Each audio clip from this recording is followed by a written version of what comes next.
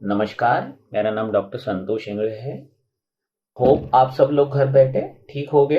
तो आज का हमारा टॉपिक है पोस्ट कोविड 19 रिहैबिलिटेशन। रिहैबिलिटेशन यानी क्या होता है? रिहैबिलिटेशन यानी कोविड होने के बाद, कोरोना का इन्फेक्शन होने के बाद जो भी हम लोगों को हमारी स्ट्रेंथ कम हो जाती है या जो भी हमें जो प्रॉब्लम हो जाते हैं, उसे वापस पुरानी तरह नॉर्मल कैसे किया जाए, घर बैठे हम लोग क्या कर सकते हैं, ये इसको बोलते हैं हम लोग रिहैबिलिटेशन। तो कोविड क्यों हो रहा है, कोविड किससे होता है, कोविड ना होने के लिए क्या करना चाहिए, तो सब लोगों का आप लोगों को पता हो चुका है। आप लोगों ने सब कुछ देख लिया है, हम लोग ये सब कुछ कर रहे हैं। लेकिन अभी सबसे बड़ा सवाल है कि कोविड होने के बाद दो टाइप के पेशेंट होते हैं कोविड के, कुछ माइल्ड और कुछ सीवियर पेशेंट। जो माइल्ड टाइप के जो पेशेंट है, जो उसको घर में होम आइसोलेशन किया गया है, होम आइसोलेशन के बाद वो ठीक हो जाते हैं, जिनको हॉस्पिटलाइज किया जाता है। हॉस्पिटलाइज में कुछ 2 या 4 या 5 हफ्ते बाद उनको डिस्चार्ज किया जाता है। कुछ पेशेंट को वेंटिलेशन लगाया जाता है, ऑक्सीजन दिया जाता है। प्रॉब्लम हमारा ये नहीं, ये तो हो गया, लेकिन इसके बाद बहुत सारे लोगों को देखो, अभी बहुत सारे लोग कोविड इन्फेक्ट हो चुके हैं, उन्हें कुछ प्रॉब्लम्स आ रहे हैं, जैसे ब्रेथलेसनेस यानी हमारे जो लंग के प्रॉब्लम है, सांस लेने में दिक्कत होना है, या हाथ पैर में दर्द होना है, खाने में टेस्ट नहीं आ रहा है, अभी भी नहीं आ रहा है, सब कुछ ठीक हो रहा है, टेस्ट नहीं आ रहा है। तो ये सारी चीजें हमें क्या करनी है, किस तरह से ठीक करनी है, हम घर बैठे इसके ऊपर क्या क्या कर सकते हैं, ये बहुत इंपॉर्टेंट है, ये जानना बहुत जरूरी है। तो इसको हम लोग बोलते हैं पोस्ट कोविड रिहैबिलिटेशन, यानी पुरानी जो हमारी क्षमता है वो क्षमता हमें वापस किस तरह से लाना है, ये हम आज देखेंगे। अगर आपने देखा होगा कि नॉर्मली जो 2 से 6 हफ्ते तक सार्स कोविड 2 का इन्फेक्शन रहता है, उसके बाद सब कुछ ठीक होने के बाद हमें डिस्चार्ज किया जाता है। तो इसके बाद जो कॉम्प्लिकेशन होते, कॉम्प्लिकेशन यानी जो आप लोगों को लगता है, वो दो तरह से होता है। एक, सबसे पहले कोरोना वायरस के इन्फेक्शन की वजह से होने वाली चीजें। दूसरी, ट्रीटमेंट की वजह से होने वाली चीजें। अब ट्रीटमेंट की वजह से होने वाली चीजें मीन्स ऐसा नहीं है कि ट्रीटमेंट दिया करके हो रहा है। Basically treatment is just like a two edge sword, right? यानी तलवार को जैसे दो धार रहता है, वैसा ही ट्रीटमेंट का रहता है। There are medicine. जो मेडिसिन कैसे है, मेडिसिन के जिस तरह से अच्छे इफेक्ट है, कुछ साइड इफेक्ट भी हो सकते हैं, लेकिन अभी हमारे पास इस रिसेंट पैंडेमिक में वही मेडिसिन अवेलेबल है और हम लोग उसको यूज करते हैं, क्योंकि हमारा सबसे पहला इंपॉर्टेंस है पेशेंट की जान बचाना, उसे तंदुरुस्त करके घर भेजना। तो जैसे अगर कोई हॉस्पिटल में पेशेंट हो जिसको वेंटिलेटर पे लिया हो, उसके इसमें ट्यूब डाला हो, तो ट्यूब तो डालना ही पड़ेगा। ट्यूब डालने से ही उसको ऑक्सीजन डिलीवरी उसके लंग में जाएगा और वो बच सकता है। लेकिन लॉन्ग टर्म में इस ट्यूब की वजह से कुछ कॉम्प्लिकेशन हो सकते हैं।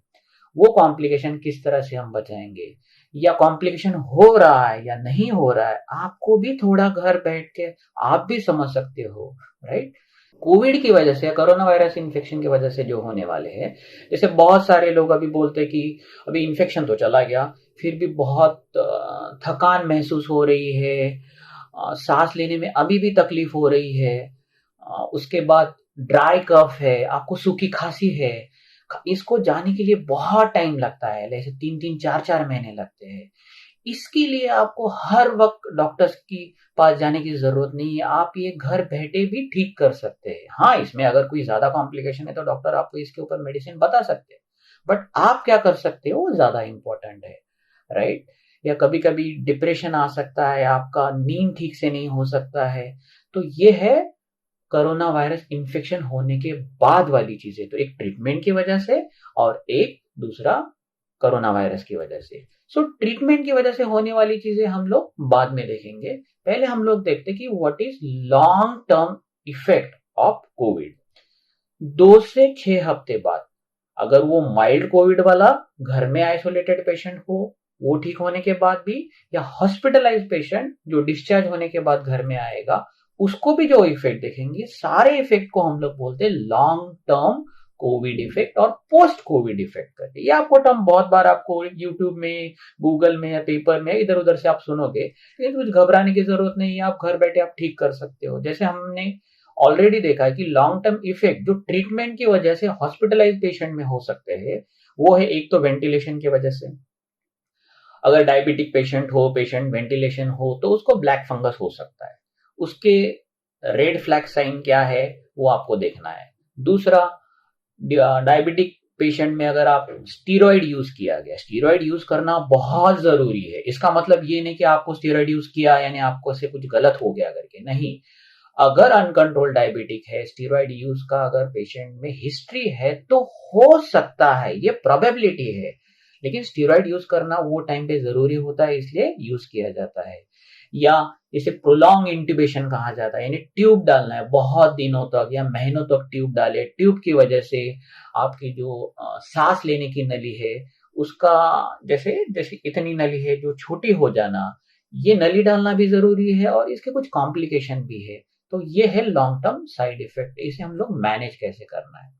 तो सबसे पहले हम लोग लॉन्ग टर्म में सबसे ज्यादा जो होने वाला है आजकल, जो बहुत सारे पेशेंट बोलते हैं, वो है उनके सांस लेने वाली, जिसको हम लोग बोलते हैं रेस्पिरेटरी सिस्टम में क्या प्रॉब्लम है, सबसे ज्यादा इंपॉर्टेंट है। आप लोगों ने पढ़ा होगा लंग फाइब्रोसिस। लंग फाइब्रोसिस यानी जो आपका जो लंग है, जो आपका सांस लेने वाला जो ऑर्गन है, उस ऑर्गन की कैपेसिटी जो है, जो सांस अंदर लेना है और सांस छोड़ना है, वो फाइब्रोसिस की वजह से धीरे धीरे धीरे कम हो जाती है। जैसे एक बलून होता है, बलून में एक कैपेसिटी है कि उसमें कितना एयर रहेगा और कितना नहीं। सो वो कैपेसिटी कम होना यानी लंग फाइब्रोसिस। तो आपको तो समझ में नहीं आएगा घर पे कि लंग फाइब्रोसिस कैसे हुआ करके, लेकिन आपको घर बैठे समझना है ये कैसे। तो कैसे समझोगे आप? आपकी सांस फूल रही है, उसे हम लोग बोलते हैं शॉर्टनेस ऑफ ब्रेथ। आप थक रहे हो, आप जल्दी से थोड़ा सा भी आप चल रहे तो आपको सांस फूल जा रही, इसे बोलते हैं हम लोग शॉर्टनेस ऑफ ब्रेथ। तो ये कुछ साइन सिम्टम आप घर बैठे आप बोल सकते हो कि इसे लंग फाइब्रोसिस हो सकता है। जैसे दूसरा दूसरा क्या हो सकता है रेस्पिरेटरी सिस्टम में। रेस्पिरेटरी हमारे पूरे लंग को एक छोटी छोटी ब्लड वेसल्स है जिसमें से खून जाता है, राइट। तो हर हर हमारे ऑर्गन में खून जाता है। तो बेसिकली अगर अचानक से आपको चेस्ट में अगर पेन होने लग रहा है, या आपको चक्कर आने लग रहे हैं, या आपको हेवीनेस लग रहा है, ऐसे कॉम्प्रेस टाइप का फीलिंग हो रहा है, तो आप सोच सकते हो कि आपको ऑब्स्ट्रक्शन हो रहा है, या आपको चेस्ट में कुछ प्रॉब्लम हो रहा है, या कुछ ब्लॉकेज हो रहा है। तो ये आपके फ्लैग साइन है। आप इमीडिएटली आपके फैमिली डॉक्टर्स को या इमीडिएट नियर सेंटर को आप इन्फॉर्म कर सकते हो। ये हो गया आपके लंग के ऊपर प्रॉब्लम। वैसे ही हार्ट के ऊपर भी प्रॉब्लम होता है लॉन्ग टर्म। ये हम लोग लॉन्ग टर्म के बारे में बात कर रहे हैं, और आप घर बैठे उसके लिए पहले आप क्या कर सकते हैं, उसके बाद आप डॉक्टर के पास जाओगे। दूसरा है हार्ट के ऊपर। हार्ट के ऊपर जो हमारा हार्ट बीट होता है, जो नॉर्मली, वो नॉर्मल बीटिंग एबनॉर्मल हो सकता है। यानी जो खून आपका 4-5 लीटर जो है बाहर निकलता है, वो खून बाहर निकलना कम हो जाना, क्योंकि हार्ट के जो मसल है उनका जो पावर है वो भी कम हो सकता है। कम पावर की वजह से जो ब्लड आपके हर ऑर्गन को पहुंचना है वो धीरे धीरे कम हो सकता है। तो उसकी वजह से क्या हो सकता है, कैसे आप ये जानोगे? तो सोलन फीट एंड लेग, यानी आपके हाथ पैरों में सूजन आ जाना, सांस लेने में तकलीफ होना। ये सांस लेने में तकलीफ होना यानी हर वक्त लंग का ही प्रॉब्लम है ऐसा नहीं होता है। हार्ट में भी अगर प्रॉब्लम होता है तो भी आपको सांस लेने में तकलीफ हो सकती है। डाइजेशन में प्रॉब्लम होना, चक्कर आना, ये सारी चीजें भी आपको हार्ट में लॉन्ग टर्म इफेक्ट हुआ ऐसा आपको दर्शाती है। तो ये हो गया आपके हार्ट सिस्टम का।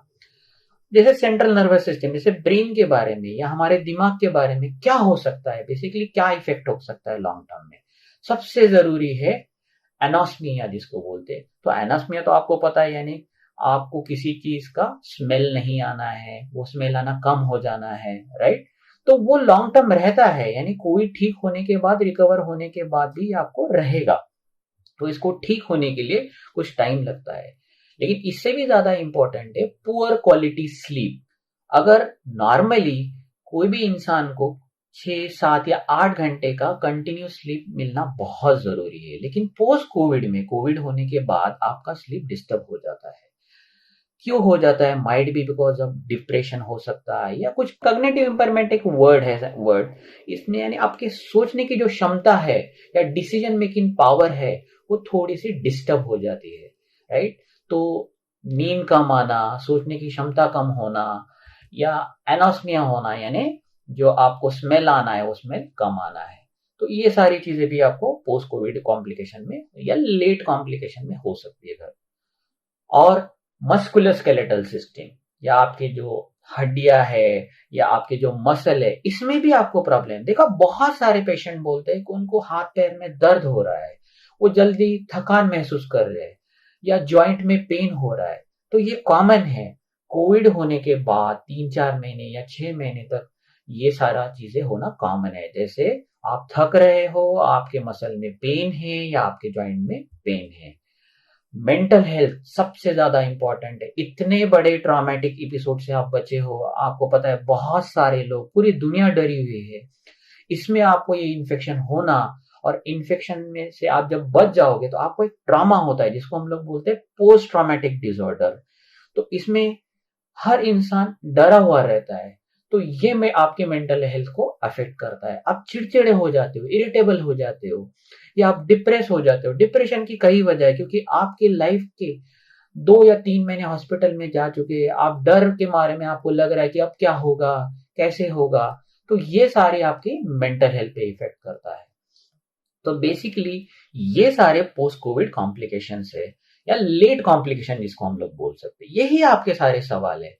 तो क्या करना है? जैसे ट्रीटमेंट की वजह से मैनेजमेंट करना है हमें, management of effect of Covid treatment. तो ट्रीटमेंट की वजह से जो होने वाली जो प्रॉब्लम है वो तो आप हॉस्पिटल में, आप डॉक्टर आपको उसका ट्रीटमेंट देंगे। जैसे ट्यूब की वजह से जो आपकी सांस लेने की नली जो छोटी हो, उसके भी बलून डालकर, बलून डायलिटेशन बोलते हैं, उसका भी ट्रीटमेंट है। लेकिन आपको पहचानना कैसा है ये आपको ऑलरेडी पता हो चुका है। जैसे आपको सांस लेने में तकलीफ होना, या जैसे आप थोड़ा थोड़ा चलोगे तो आपको चेस्ट में पेन होना, तो ये आपको ऑलरेडी पता है। तो आप डॉक्टर के पास जा सकते हो कि आपके पेशेंट को या आपको इंटुबेट किया है लेकिन आपको ये तकलीफ हो रही है, तो आपको ये हो सकता है, राइट? सब हर पेशेंट में नहीं होगा, इसका एक पॉसिबिलिटी है। अगर कोई पेशेंट डायबिटिक है या ऑक्सीजन दिया गया हो, इस पेशेंट में जैसे हम लोगों ने ब्लैक फंगस के बारे में सुना है, तो इसमें एक चांसेस है।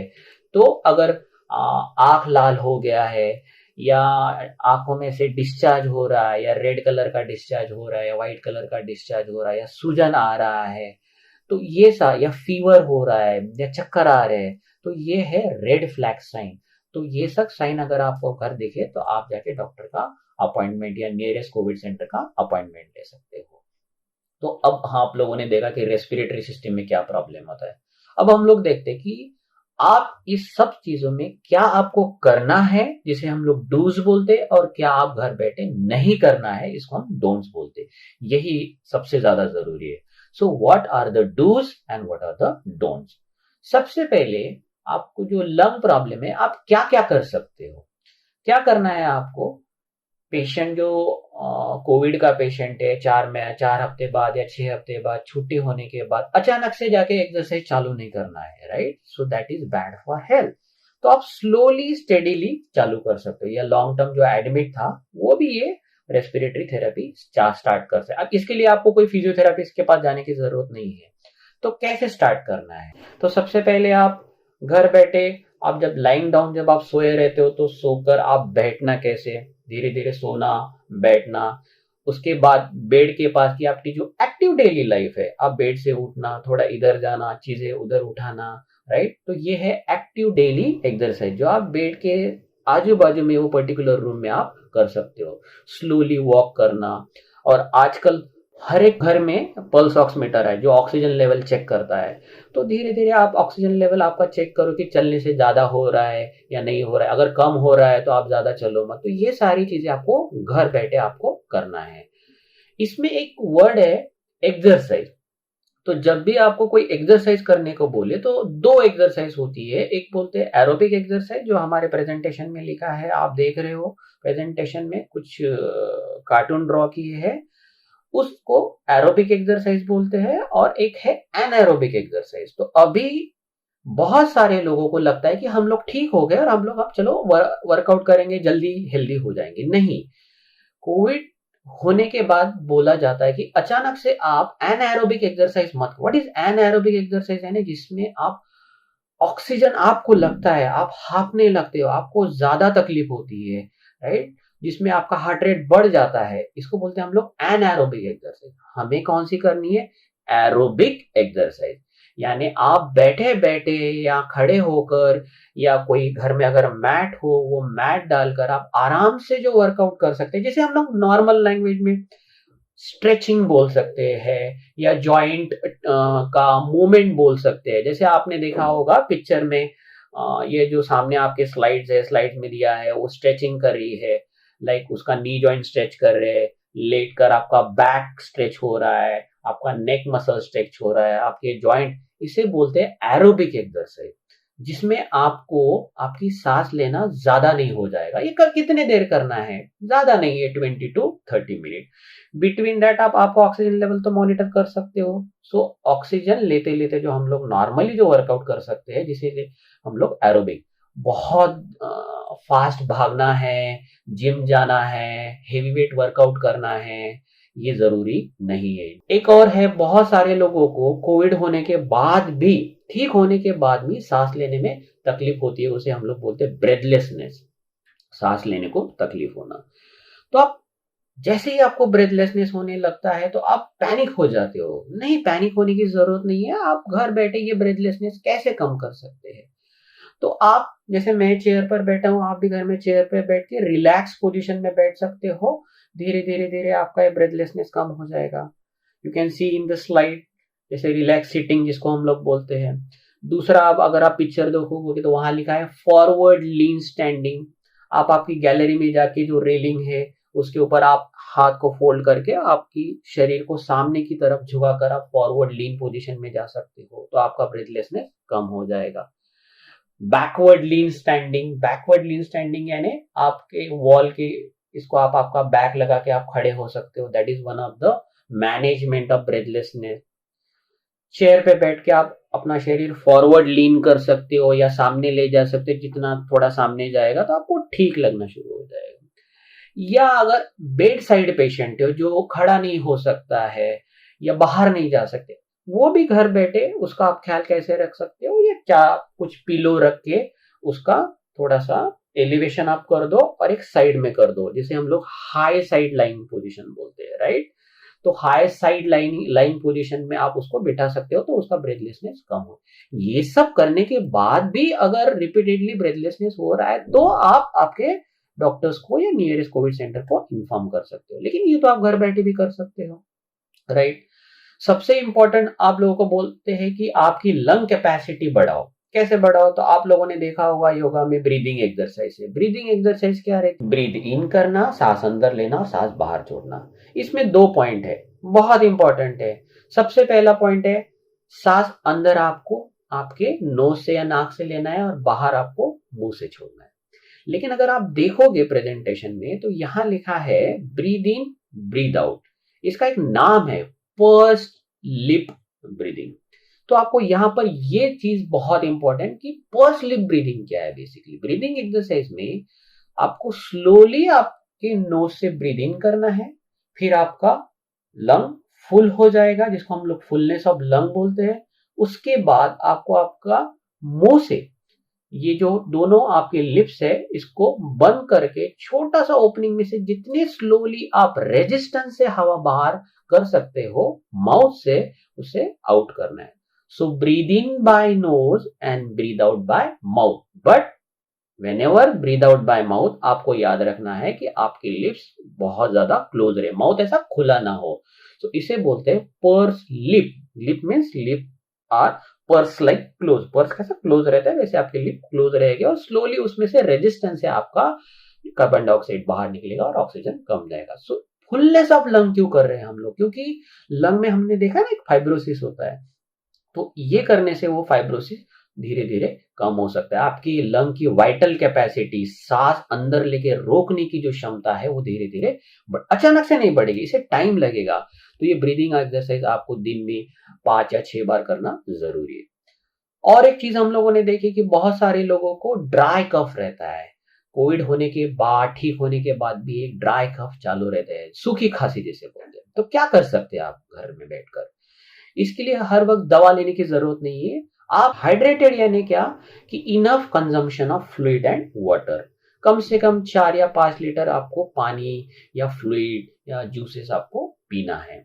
और आप घर बैठे स्टीम इनहेलेशन भी कर सकते हो, या आप वार्म वाटर जैसे कुनकुना पानी बोलते हैं, उसमें थोड़ा हनी या लेमन डालकर वो भी पी सकते हैं, सो दैट आपका जो ये ड्राई कफ है, जो सूखी खांसी है, स्लोली, इसे वक्त लगेगा, धीरे धीरे ये कम हो जाएगा।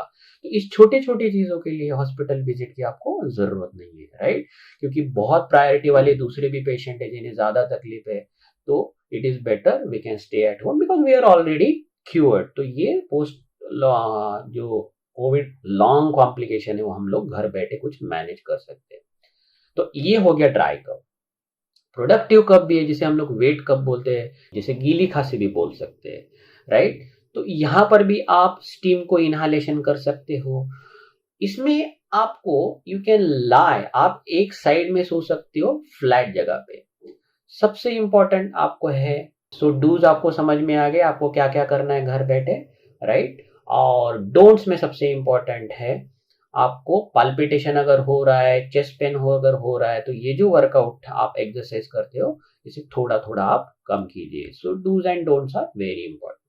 अब जब हम लोग बोलते हैं लाइफस्टाइल मॉडिफिकेशन, लाइफस्टाइल मॉडिफिकेशन के क्या, जो लाइफस्टाइल हमारा है उसमें क्या क्या हम लोग मॉडिफाई कर सकते हैं, इसके बारे में हम लोगों ने ऑलरेडी बात कर ली है कि स्लीप कम से कम 7 या 8 घंटा होना बहुत जरूरी है। स्लीप क्यों चाहिए? बेसिकली जो दिन भर हमारे ऑर्गन जो काम करते हैं, जो एग्जॉस्ट हो जाते हैं, उनका जो एनर्जी लॉस हो जाता है, जब हम लोग सोते हैं तो वही ऑर्गन रिप्लेनिश कर लेते हैं अपना एनर्जी, और फिर दूसरे दिन के लिए वो अपना काम करने के लिए तैयार हो, इन सिंपल लैंग्वेज वो तैयार हो जाते हैं। इसलिए स्लीप बहुत जरूरी है। बैलेंस डाइट, बैलेंस डाइट के बारे में ज्यादा बात करने की जरूरत नहीं, आप सब लोगों को पता है कि प्रोटीन वाला डाइट खाना है, फ्रूट्स और वेजिटेबल ऐड करने हैं, राइट? फाइबर्स ऐड करने हैं, जो आपका डाइट बैलेंस रहे और आपको तकलीफ ना हो करके। सबसे important, you need to drink plenty of fluids और प्लेंटी ऑफ वाटर। सो ये आपके आता है डूज में, लाइफस्टाइल मॉडिफिकेशन में। डोंट्स में हम लोगों ने पहले ही देखा है, अगर आप वर्कआउट करते हुए अगर आपको चेस्ट पेन हो रहा है, पल्पिटेशन हो रहा है, अगर आप SpO2 या ऑक्सीजन लेवल सैचुरेशन देख रहे हो आपके पास, वो अगर कम हो रहा है, तो आपको वो एक्सरसाइज स्लोली थोड़ा कम करना है। अब जाते हैं डोंट्स में। डोंट्स में कुछ चीजें हैं जैसे अवॉइड अल्कोहल, अल्कोहल अवॉइड करना, स्मोकिंग अवॉइड करना, कैफीन या कार्बोनेटेड प्रोडक्ट्स अवॉइड करना, कॉफी अवॉइड करना। क्योंकि क्या होता है, अगर आप आपकी स्लीपिंग टाइम अगर आपका रात को 8 या 9 बजे का है और अगर आपने 5 या 6 बजे कॉफी ले लिया, तो बेसिकली कॉफी का इफेक्ट 4 या 6 घंटे रहता है, तो आपका स्लीप डिस्टर्ब हो जाएगा। So during that period you need to avoid the caffeine to get a good sleep.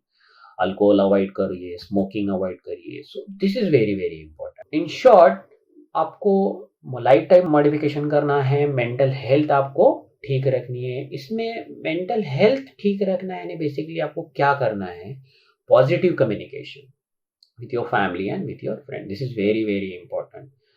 Negative news सुनना, टीवी पर की न्यूज सुनना, ये हो रहा है, this create the negative impact in your mind. आपका मेंटल हेल्थ स्टेबिलिटी बहुत जरूरी है। आपको घर बैठे उस रूम में बैठे आपको बोर हो रहा है, तो आप आपकी जो हॉबीज है उसको आप एक्सप्लोर कर सकते हो, right? Hobbies can be anything, आप कार्टून निकाल सकते हो, आप ड्रॉ कर सकते हो, आप कुछ पढ़ सकते हो। So enjoy your hobbies. So it is called benefit of this guys. आपको टाइम मिला है जो आपके पास, किसी के पास पहले नहीं था, तो अभी आपके पास टाइम है, तो उस टाइम को आप उस पर्टिकुलर घर में या रूम में बैठकर यूज कर सकते हैं, सो दैट आपका रिग्रेट नहीं होगा आपको बाद में लाइफ में, क्योंकि काम तो चलते रहेगा बाद में, but use this time positively and fruitfully, this is very very important. सबसे मोस्ट इंपॉर्टेंट डोंट्स में जो आता है, you need to avoid stress, stressful life और एंजाइटी आपको अवॉइड करना है, right? So these are very very important thing. कुछ पेशेंट जो है वो लगातार उनके इसमें क्वेरीज होता है, शॉर्ट पॉइंट है मेरा ये, कि हमें कोविड हो चुका है, अब हमें क्या इन्वेस्टिगेशन करने हैं, क्या नहीं करने हैं, कब करना है, क्या करना है, हम ब्लड इन्वेस्टिगेशन करना है, एक्सरे निकालना है, नहीं। एक बार आप ठीक हो के आपको घर जाओ तो आपके डिस्चार्ज कार्ड में या डॉक्टर ने आपको ऑलरेडी एडवाइस कर लिया है कि ये 2 हफ्ते बाद या 1 मंथ के बाद आपको ये करना है। जैसे उन्होंने डिवाइड किया है पेशेंट को, जो हाई रिस्क पेशेंट है, जैसे डायबिटिक पेशेंट है, वेंटिलेशन पेशेंट को वो 2 हफ्ते बाद बुलाते हैं और उसके बाद वो विजिट पे लेते कब आना है करके। माइल्ड वाले जो पेशेंट है उनको 1 मंथ बाद बुलाते हैं। Blood investigation usually after 3 to 6 month, जो माइल्ड में है, जो सीवियर में आफ्टर मंथली। डायबिटिक पेशेंट का स्पेशली ख्याल, कौन सा इन्वेस्टिगेशन करना है, क्या करना है, चेस्ट एक्सरे कब करना है, सीटी स्कैन कब करना है, these are the thing should be done by doctors, okay, not by. So आपको वरी होने की कोई जरूरत नहीं है। इसीलिए ये प्रेजेंटेशन है कि आप घर बैठे आपको क्या कर सकते हो। So what is my take home message to each and everyone? Social distancing only works if we all participate and slowing down the spread of virus. That will save the life. So यही है हमारा take home message. तो जितना आप social distancing रखो, ये एक इंसान पार्टिसिपेट नहीं कर सकता है, सबको ये करना है। धीरे धीरे धीरे ये स्प्रेड ऑफ डिसीज कम हो जाएगा और हम लोग इस पैंडेमिक से निकल आएंगे and we will light up into the new life. So that is how we can do at home. So hope everybody will understand, because बहुत simple language में मैंने समझाने की आपको कोशिश की है। If you see the presentation, the Dr. Shashwati is there. She draw a funny cartoon to understand in a easy way कैसे exercise करना है आपको, कैसे social distancing maintain करना है, right? So thank you all for listening me and be safe, stay at home.